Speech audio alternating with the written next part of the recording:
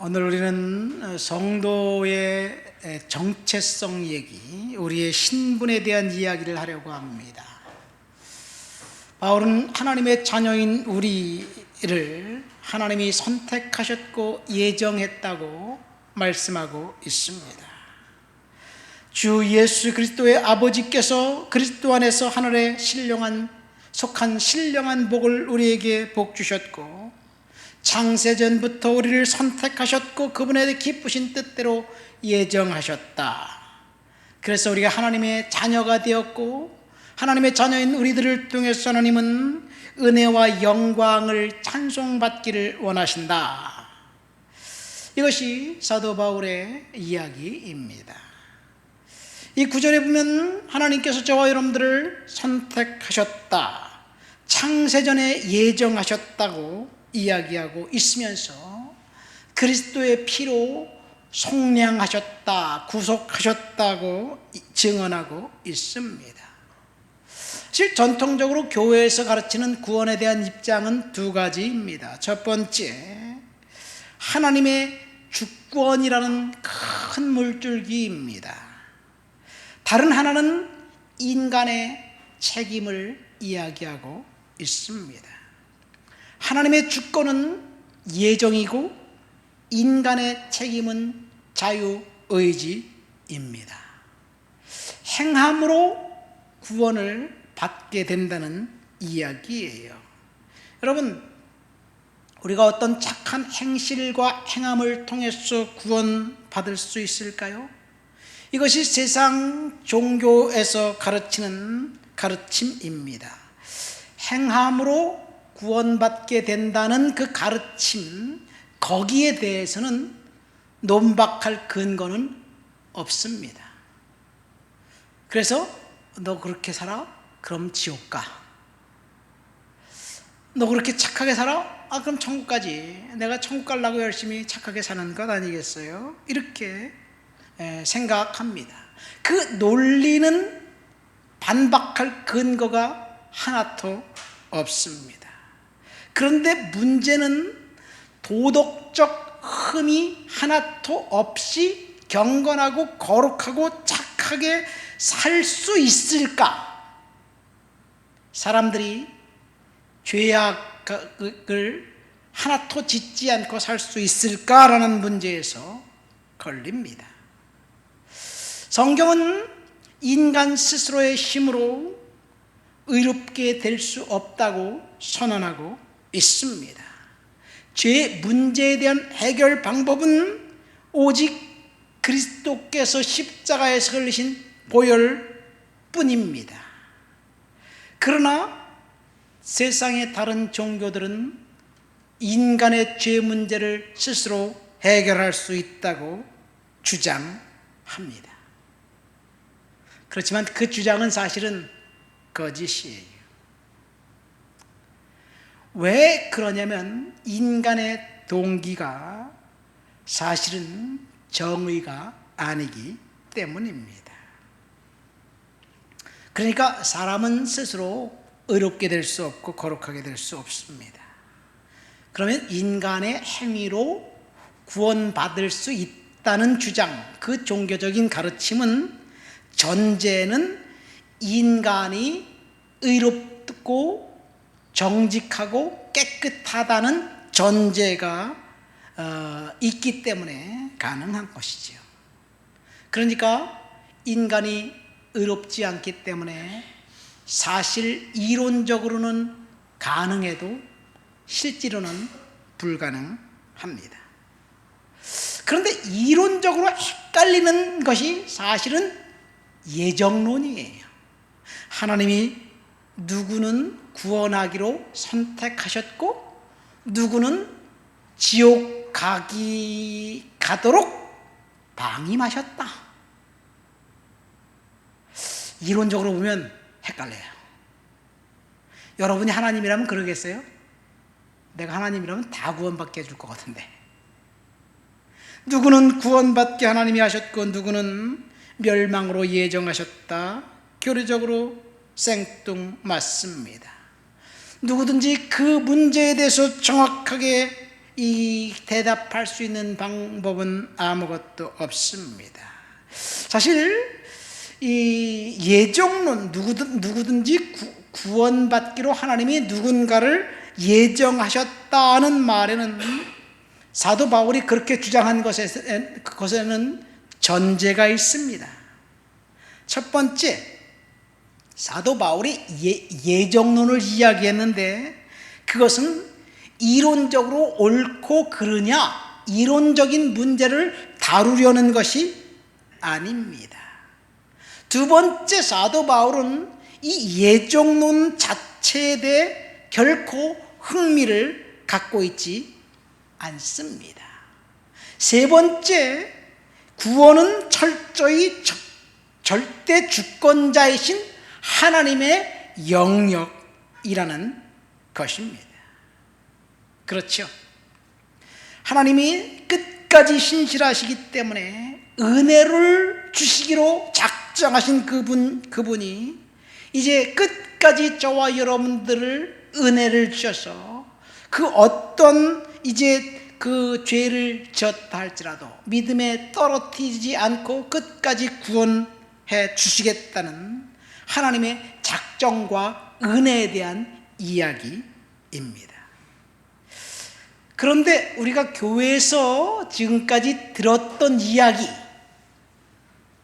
뭡니까?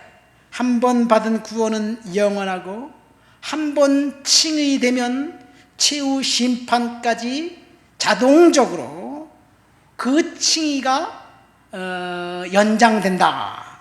그렇게 믿는 거예요. 한 번 구원받기로 하나님이 작정하셨으면 죽을 때까지 그 사람이 어떤 행동을 하든지 간에 하나님이 구원하실 것이다. 이렇게 정상적인 교회에서는 결코 가르치지 않습니다. 그거는 구원파적 신앙관입니다. 전통적 장로교에서 예정론과 결부시켜서 강조하는데 사실은 성경은 그렇게 이야기하지 않습니다. 물론 성경에 보면 하나님이 예정하시고 구원하시고 작정하시고 선택하신 사람이 있고 버린 사람들이 분명히 있습니다. 그 사실을 볼 때 하나님의 은혜의 눈으로 우리는 봐야 되고, 그리고 결과론적으로 볼 때 누군가를 버렸고 누군가를 예정했다라고 우리가 알 수 있지만 그 과정 가운데서 하나님의 은혜를 우리는 결코 다 100% 파악할 수 없습니다. 오늘 본문 요한복음 8장이 이제 그 예정했던 그 사람들에 대해서 의문을 품고 있는 저와 여러분들에게 답을 줍니다. 요한복음 8장은 가늠하다 현장에서 붙잡힌 한 여성을 끌고 오는 것으로부터 시작됩니다. 초막절이었습니다. 명절 중간에 그것도 이른 아침에 가늠하다가 현장에서 붙잡은 여성을 옷을 거의 벗긴 채 거의 나체 상태로 수많은 군중들이 예루살렘 성전으로 끌고 와서 그 여성을 군중들 앞에 내동댕이 쳤습니다. 그리고 예수님에게 묻습니다. 모세 율법에는 이런 죄를 진 사람은 돌로 쳐서 죽이라고 하는데 당신은 어떻게 대답하시겠습니까? 우리가 죽일까요? 살릴까요?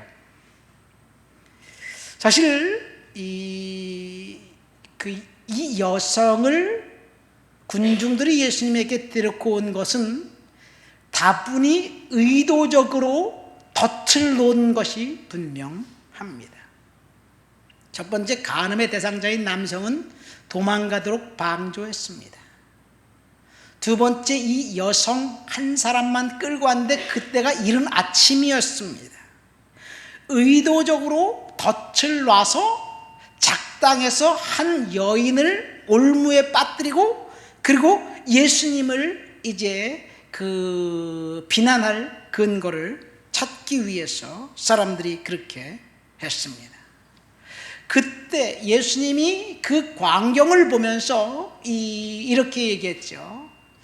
땅에다 글씨를 쓰면서 사람들에게 돌을 들어 죽이려고 했던 그 사람들에게 죄 없는 자가 돌을 던져 죽여라. 그러니까 한 명, 두 명씩 다 도망가 버리고 남았습니다. 거기엔 그 여성과 그리고 몇 사람의 유대인들만 남아 있습니다.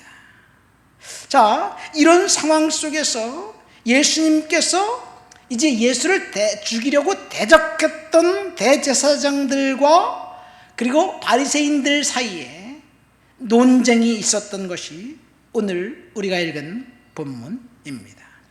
본문에서 예수님께서 주시려는 메시지는 딱 두 가지입니다. 첫 번째, 너희가 아브라함의 자녀라고 자유하면서 탐욕에 이끌려 살고 거짓에 이끌려 살고 진리를 거부한다면 마귀의 자녀다라는 경고입니다. 너희들이 아브라함의 자녀라고? 노노. 탐욕과 거짓에 이끌려 살면 마귀의 자녀라는 경고입니다. 두 번째, 하나님의 말씀 가운데서 살면서 진리를 전하는 예수님을 믿는 자, 하나님의 자녀임을 확인시켜 주기 위함입니다. 그러니까 본문은 경고와 확인입니다. 하나님의 말씀을 거부하는 사람들에게는 마귀의 자녀라는 경고와 하나님의 말씀 예수 그리스도의 은혜 안에 살면서 경건하고 거룩하게 살려고 노력하는 사람들에게는 하나님의 자녀임을 확인시켜 주는 거예요. 먼저 경고를 볼까요? 본문 41절과 42절 말씀을 한번 다 같이 읽어보도록 하겠습니다. 너희는 너희 아비가 행한 일들을 하는도다. 대답하되 우리가 음나는 데서 나지 아니하였고 아버지는 한 분뿐이시니 곧 하나님이시로다. 예수께서 이르시되 하나님이 너희 아버지였으면 너희가 나를 사랑하였으리니 이는 내가 하나님께로부터 나와서 왔음이라. 나는 스스로 온 것이 아니요 아버지께서 나를 보내신 것이니라. 여기 보니까 42절에 보니까 첫 번째 마귀의 자녀는 하나님이 너희 아버지였으면 너희가 나를 사랑하였으리라는 말씀 속에 있습니다. 주님을 사랑하기를 거부하는 사람이 마귀의 자녀들이라는 얘기예요. 본문에 보면 바리새인들과 제사장들입니다. 주님을 사랑하지 않을 뿐만 아니라 그들은 주님을 죽이려고 했습니다.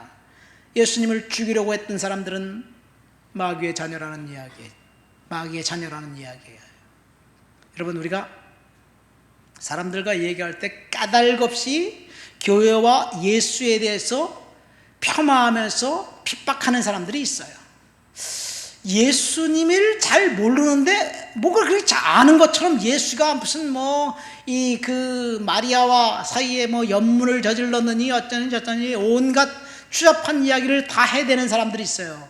가만히 있는 예수님을 막 욕하는 사람들이 있어요. 마귀의 자녀이기 때문에 그런 거예요. 가만히 있는 예수님을 사람들이 죽이려고 한 거예요. 왜? 나와 다르다는 사실 때문에. 제사장들과 바리새인들이 그랬습니다. 여러분, 사람이 무엇을 사랑하느냐에 따라서 그 사람의 행동이 결정됩니다. 사람이 돈을 사랑하면 돈을 얻기 위해서 매진하게 될 거예요. 관심과 사랑을 받기 원하는 사람은 자기가 원하는 것을 얻기 위해서 부단히 노력할 것입니다. 무엇을 생각하느냐에 따라서 행동이 결정됩니다. 부모가 자식에게 좋은 대학, 원하는 대학을 보내기 위해서 불법도 서슴지 않고 저지르는 것이 오늘날 우리 시대의 모습입니다. 그러니까 내가 원하는 것이 있다면 그 원하는 것을 얻기 위해서 수단과 방법을 가리지 않고 하는 것이 사람의 모습입니다. 반대로 하나님을 사랑한다면 어떻게 우리가 살아야 될까요? 주님은 지금 저와 여러분들에게 묻고 계신 거예요. 너희들이 나를 사랑한다고? 나를 사랑하면 너희들의 행동을 어떻게 해야 되는지 한번 생각해봐라. 그런 말씀입니다. 사실 우리는 주님을 사랑한다고 막 고백을 해요. 주님, 내가 주님을 사랑하는 거 아시죠? 주님 사랑합니다. 주님 사랑합니다. 그렇게 우리가 입술로 고백하는데 사실 정작 주님은 내가 주님을 사랑한다는 사실을 인정해 주실까? 우리는 분명히 본문을 통해서 살펴봐야 될 줄 믿습니다. 무엇을 사랑하느냐? 문제를 우리가 알려면 우리의 시간과 돈을 어디에다 쓰는지 알면 우리가 사랑하는 것이 나와요. 그렇죠. 요즘 범죄 프로파일러라는 새로운 그 수사관이 생겨서 지능적으로 진화해가는 범죄자들을 잡기 위해서 엄청난 노력을 합니다.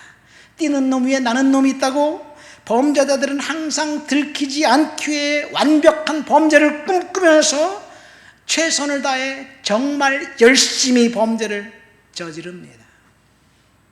그리고 이 완전 범죄를 꿈꾸면서 경찰들을 조롱하지요. 특별히 묻지마 성폭행범의 경우 많은 사람들이 인터넷 중독과 연관이 있다고 주장을 합니다. 게임과 살인의 연관성도 있습니다. 작년 8월 달에 신림동 흉기 난동 사건을 저지른 그 조모 씨, 서울중앙지검 전담수사팀에서 살인, 미수, 절도, 사기, 모욕 등의 혐의로 조선 씨를 결국 구속 기소했어요. 그러면서 검찰은 그가 현실과 괴리된 상태에서 게임 중독 빠졌고 거기서 살인, 불만과 좌절 때문에 계획적으로 범죄를 저질렀다고 이야기했습니다. 이 젊은 남성만을 상대로 이상동기 범죄를 저질렀는데 그것이 게임과 연관이 있다. 검찰이 밝혔어요. 1인칭 슈팅 게임 동영상을 시청하고 난 다음에 살인을 저질렀다는 이야기예요. 근데 사실은 그 사람이 게임을 보고 내가 살인을 저질렀다 이렇게 이야기하진 않습니다.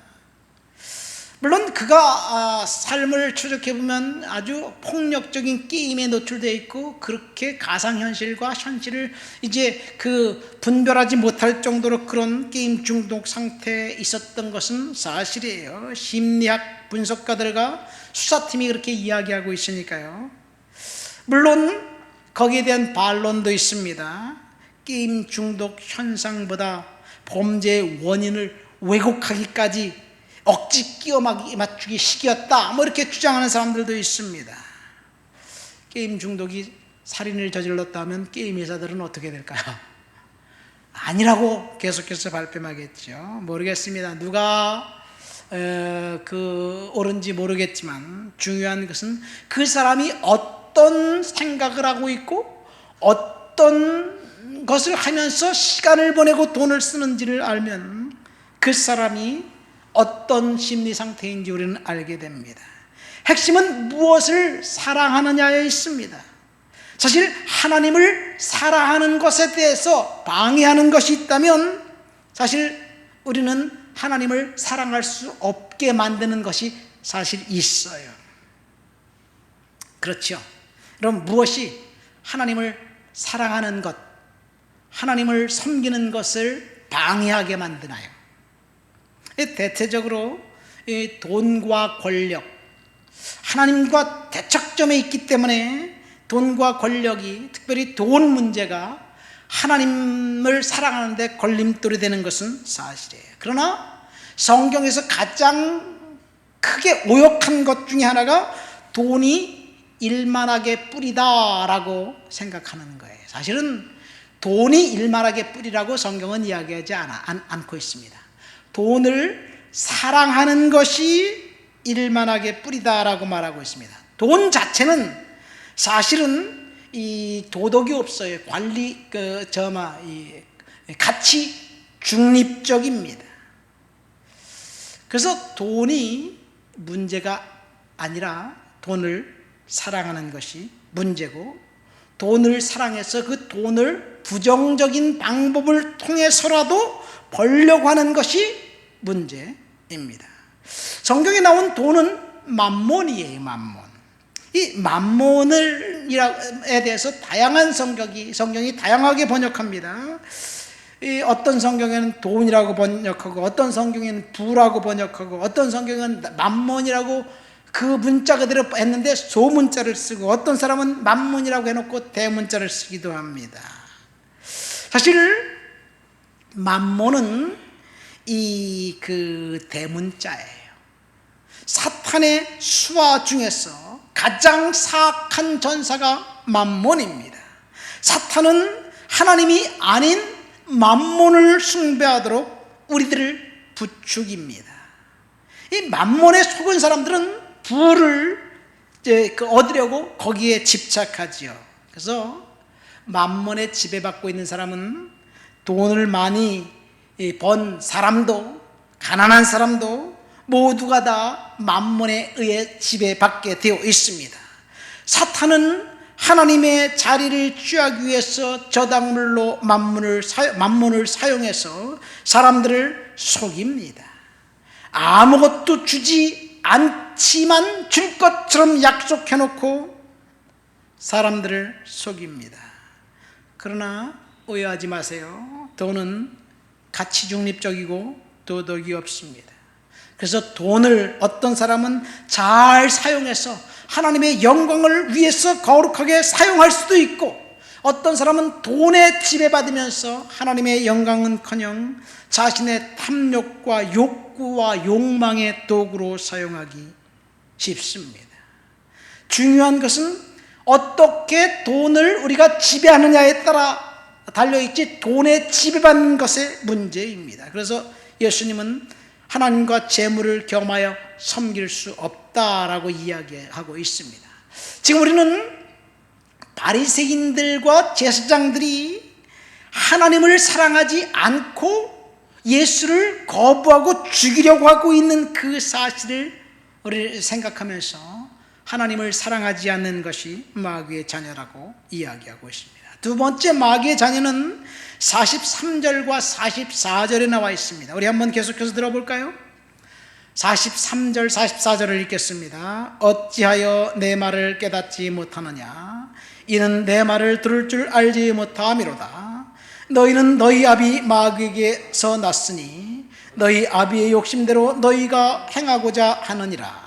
그는 처음부터 살인한 자요 진리가 그 속에 없으므로 진리에 서지 못하고 거짓을 말할 때마다 제 것으로 말하나니 이는 그가 거짓말장이요 거짓의 아비가 되었습니다. 그러니까 마귀의 자녀는 탐욕에 의해 지배받는 사람들로 처음부터 살인자, 거짓말장이라고 이야기하고 있습니다. 여러분, 사탄의 정체성은 거짓말에 있습니다. 그러니까 거짓말을 천연덕스럽게 꾸준히 하는 사람은 우리가 한번 그것이 하나님의 자녀인지 마귀의 자녀인지 의구심을 갖고 쳐다볼 필요가 있습니다.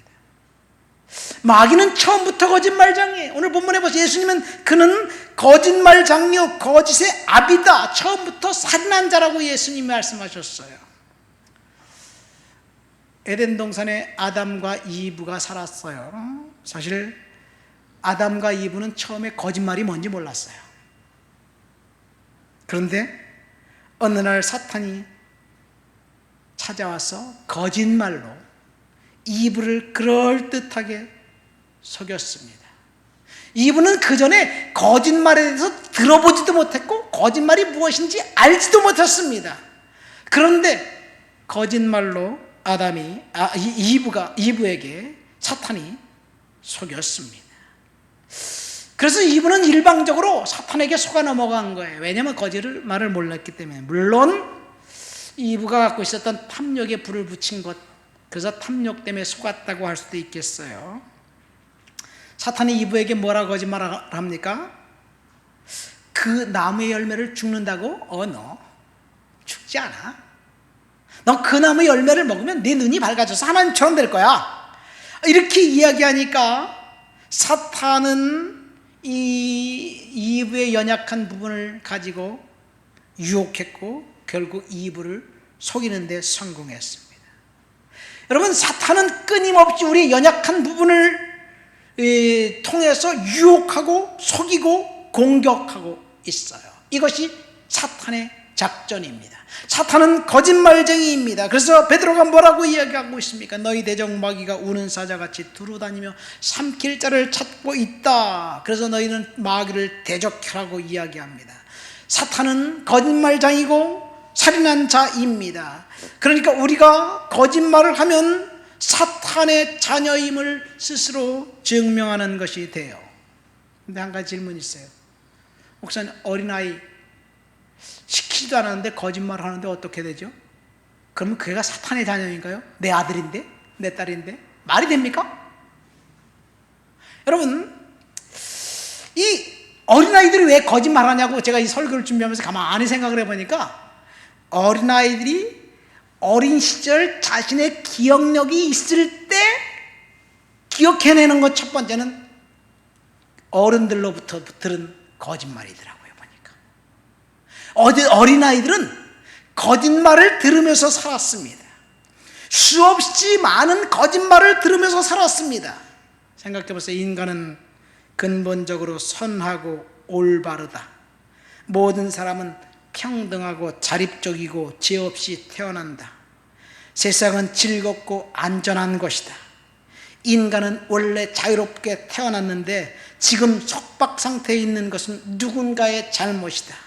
내가 노력하고 시간을 좀 더 투자하면 얼마든지 바로잡을 수 있다. 과연 그럴까요? 우리가 들어온 그 이 이야기들이 진짜 진실일까요?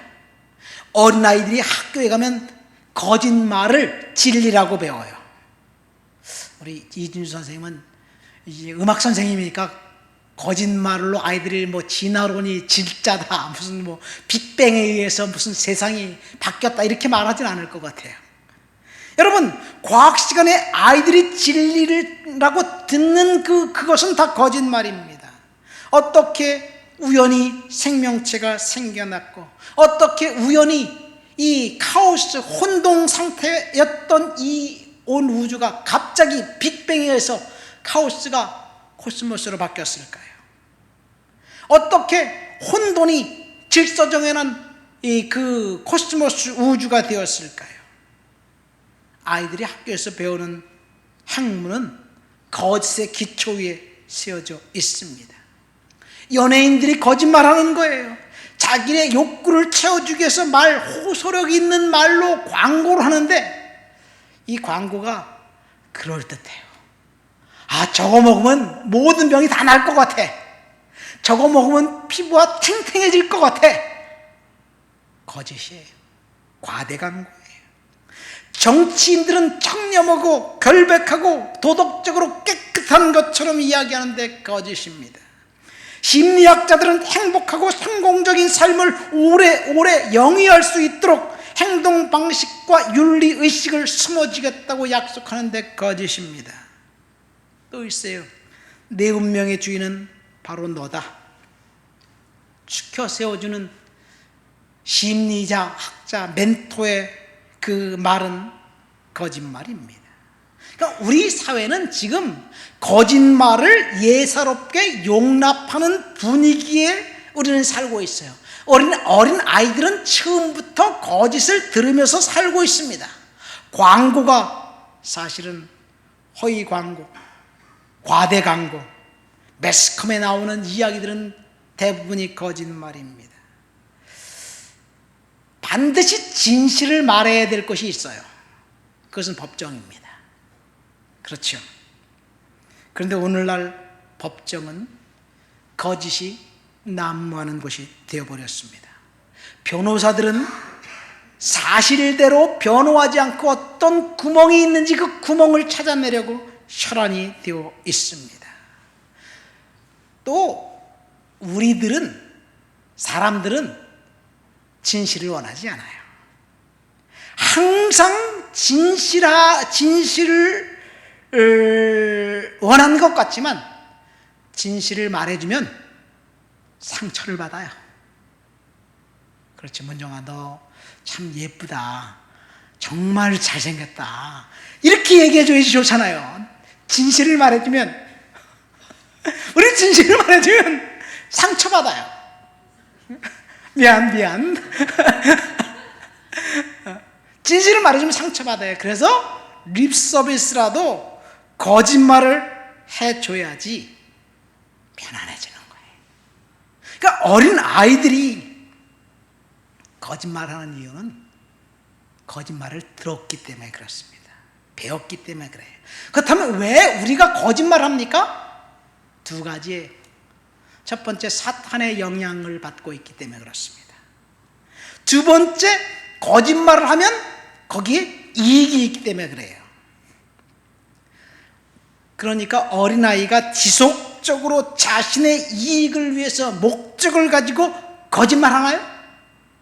어린아이는 그렇지 않아요. 딱 잘못한 거 엄마한테 들켰어. 엄마 아니라고 발뺌하는 이유는 엄마한테 야단 맞을까 봐 무섭기 때문에 그런 거예요. 엄마가 야 괜찮아 그렇게 실수할 수도 있는 거지, 그런 분위기를 조성하면 엄마 잘못했어 이렇게 나올 텐데, 엄마가 갑자기 몽둥이를 들고 으르렁거리니까 이 아이는 거짓말할 수밖에 없어요. 누구 때문에 그런 거예요? 사실은 어른 때문에 그러는 거예요. 어린아이들은 지속적으로 집요하게 거짓말하지 않습니다. 그런데 살다 보니까 어린아이들이 지속적으로 거짓말하지 않으면 불이익을 당한다는 걸 알게 돼요. 그래서 어느 순간 어린아이들도 우리와 똑같이 지속적으로 집요하게 거짓말하게 되어 있습니다. 자, 거짓말을 지속적으로 하는 사람들, 집요하게 하는 사람들을 사탄의 자녀라고 오늘 이야기하고 있어요. 탐욕의 문제도 마찬가지입니다. 오늘 우리가 읽은 본문은 예수님과 제사장과 바리새인들 사이의 논쟁입니다. 그런데 오늘 우리는 읽진 않았지만 31절, 32절 말씀해 보니까 우리의 눈에 확 들어오는 단어가 있어요. 우리 지난번에 우리 수요일날 이야기하면서 우리 김효영 권사님하고 이정남 권사님하고 이야기했는데 31절 말씀에 보니까 예수께서 자기를 믿는 유대인들에게 이르시되 너희가 내 말에 거하면 참으로 내 제자가 되고 진리를 알지니 진리가 너희를 자유롭게 하리라. 이 논쟁은요, 예수님을 그 음란하다 간음 중 현장에 잡힌 여인을 데리고 와서 예수님을 비난하려는 사람들과 논쟁인데, 첫 번째, 예수님을 비난하려고 돌을 던져서 그 여인을 죽이려고 하던 사람들은 다 도망갔어요. 그러니까 거기에 남아있는 사람들은 비록 제사장이고 바리새인들이지만 예수를 믿는 사람들이에요. 그러니까 예수를 믿는 사람들, 예수를 인정하는 사람들에게 예수님이 뭐라고 이야기하고 있냐면, 너희는 너희 아비 마귀에게서 났으니 너희 아비의 욕심대로 행한다 라고 책망합니다. 여기서 한 가지 질문이 있습니다. 예수님을 믿는다는 사람들, 무슨 일을 해도 구원받을 수 있다고는 주장이 성립되나요? 구원의 은혜에서 탈락할 가능성을 바울 위외에 가장 무시무시한 언어로 선포한 구절은 히브리서 6장입니다. 히브리서 6장에 보면 한 번 세례를 받아 빛의 체험을 하고 죄 씻음을 받은 자가 배교하면 신앙에서 뒷걸음질 치면 다시 회개할 수 없다는 이야기를 경고하고 있습니다. 근데 그 경고를 보면 당황해요. 우리는 한 번 구원받았으면 영원히 하나님으로부터 구원해서 떨어질 수 없고 탈락할 수 없다고 이야기하는데, 히브리서는 탈락할 수 있다라고 이야기합니다. 그래서 히브리서 1장부터 쭉 보면 구원에서 탈락할 수 있다는 경고를 하면서 계속해서 이제 달래고 경고하고 달래고 경고하는 것이 교차합니다. 이 히브리서예요.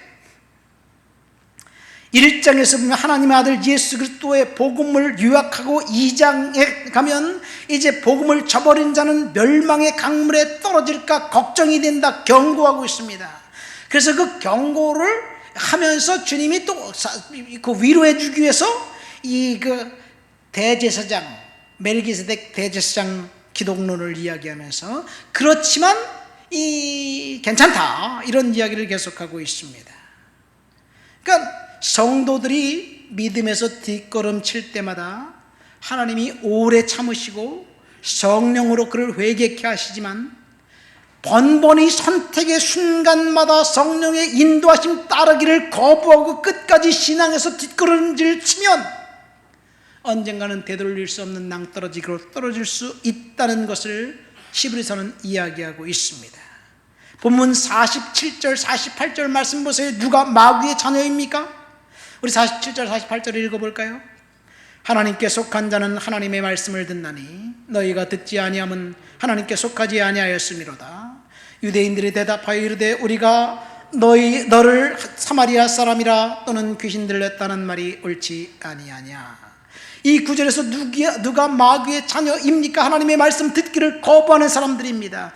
뿐만 아니라 주님을 향해서 귀신 들렸다고 비난하는 사람들, 이 사람들이 이 마귀의 자녀들입니다. 이 본문의 콘텍스트를 보면 예수님과 제사장 바리새인들과의 대화입니다.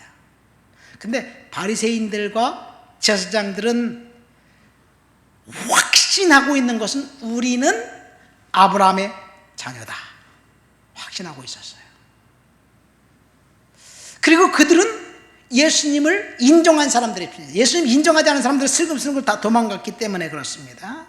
여러분, 지금 이 말씀은 예수님과 바리새인들과 그 제사장들과의 논쟁이지만 사실은 저와 여러분들에게 주는 말씀이에요. 저와 여러분들은 어떤 확신을 갖고 있습니까? 바리새인들이 아브라함의 자녀라고 생각하는 것처럼 우리는 구원받은 하나님의 자녀라고 확신합니다. 그러나 우리가 탐욕이 동기가 되고 거짓말이 일상이라면 하나님의 자녀가 아니라 주님은 마귀 새끼들이라는 경고를 하고 있는 거예요. 47절 말씀 보세요. 하나님께 속한 자는 하나님의 말씀을 듣나니 너희가 듣지 아니하면 하나님께 속하지 아니하였음이라. 48절에 보면 예수를 향해 귀신 들렸다 폄하하는 사람들, 그 사람들은 지금 마귀의 자녀들이라고 이야기하고 있습니다. 우리에게 주님이 지금 묻고 있는 거예요. 너희가 하나님의 자녀라고? 우리가 구원받은 하나님의 자녀라고? 그러면 너희가 내 말을 듣고 순종하냐? 묻는 거예요. 하나님의 자녀는 이 42절에 보면 하나님을 사랑하는 사람들입니다. 두 번째, 하나님의 자녀는 탐욕에 지배받지 않고 무슨 말을 하든지 참말을 하고 거짓말을 거부하는 사람들, 진실된 것을 말하는 사람들이 하나님의 자녀들입니다. 마지막 세 번째, 하나님의 자녀는 진리를 따라 살아가는 사람들이 하나님의 자녀입니다. 여러분, 우리가 하나님의 자녀인지 마귀의 자녀인지 왜 그렇게 중요합니까? 반드시 심판이 있기 때문에 그렇습니다. 이 세상에서 일어나는 일들은 가능성 중에 하나입니다. 그러나 두 가지 100% 반드시 일어날 일은 첫 번째, 죽음이에요. 우리는 100% 죽습니다. 모든 것은 다 가능성이지만 100% 죽는 것은 100% 사실이에요. 누구나 죽게 되어 있습니다. 죽음 앞에 심각하게 고민하는 사람도 고민하지 않는 사람도 시간이 되면 죽습니다. 나이가 많은 사람도 나이가 적은 사람도 시간이 되면 죽습니다. 죽음 일은 반드시 우리에게 일어날 일이에요. 그런데 죽음 다음에 무엇이 있느냐? 성경은 심판이 있다고 이야기하고 있습니다. 죽음 이후에 100% 장담할 수 있는 것은 심판입니다. 근데 어떤 사람은 그렇게 이야기할 수도 있어요. 목사님, 죽음 다음에 심판이 있는 걸 어떻게 합니까? 알겠어요? 확신이 알 수 있어요? 모르죠. 죽음 다음에 심판이 있다는 건 난 몰라요. 그러나 두 가지를 통해서 알 수 있어요. 첫 번째, 성경이 그렇게 증언하고 있기 때문에 그렇습니다. 반대로 죽음 다음에 심판이 있다는 것을 어떻게 확신할 수 있습니까? 질문하는 사람에게 이렇게 질문하면 돼. 그럼 죽음 다음에 심판이 없다는 사실을 어떻게 확인할 수 있을까요? 우리는 몰라요. 죽음 다음에 심판이 있다는 것도 모르고 심판이 없다는 것도 모릅니다. 그러나 성경은 죽음 후에 심판이 있다고 분명하게 선언하고 있습니다. 창세기부터 요한계시록까지, 창세기 에덴 동산에서 아담과 이브를 심판하신 하나님께서 요한계시록 마지막에 백보자 심판에서 분명하게 사람들을 심판하실 거예요. 성경이 그렇게 선언하고 있기 때문에 심판은 확실합니다. 근데 거기서 어떤 사람이 그렇게 말해요. 난 성경을 안 믿는데요? 난 성경을 진리라고 생각하지 않는데요? 그래도 심판을 성경적으로 설명한다고 나한테는 소용이 없어요. 여러분, 그런 사람에게 이렇게 대답하면 좋을 것 같아요. 그런 사람에겐 논리적으로 볼 때 만약 심판이 없다면 남는 것은 이 세상뿐이에요. 그렇죠? 심판이 없다면 남는 것은 이 세상뿐입니다. 그러면 심판이 없는데 남는 것이 이 세상뿐인데 뭐 때문에 그렇게 열심히 괴롭게 착한 일하고 거룩하고 경건하고 하게 살려고 노력합니까? 남는 것이 이 세상뿐이면 우리가 할 수 있는 것은 딱 한 가지, 먹고 쓰고 쾌락하고 즐기고 행복한 인생을 사는 것, 오직 육체만 연관시켜서 사는 것, 그러면 됩니다. 이 세상뿐인데요, 뭐 다른 사람을 죽이든지 살리든지 살인을 하든지 무슨 상관이 있어요? 나만 행복하면 되는 거지. 심판이 없다고 생각하면 남는 것은 이 세상뿐이기 때문에 결국은 약육 강식만 남고 도덕도 없습니다. 수단과 방법을 가리지 않고 현재 누리고 있는 기득권을 더 많이 누리려고 노력하는 사람, 그래서 다른 사람들을 막대하게 피해를 주면서 자신의 이익만 챙기는 사람이 이 세상에서 가장 잘 사는 사람이에요. 그러니까 심판이 없다면 이 세상의 평화와 안녕과 질서는 없습니다. 심판이 없다면 이 세상의 사회적인 약자들을 보호해 줄 수 있는 방법도 없습니다. 그렇기 때문에 반드시 심판이 있어야 합니다.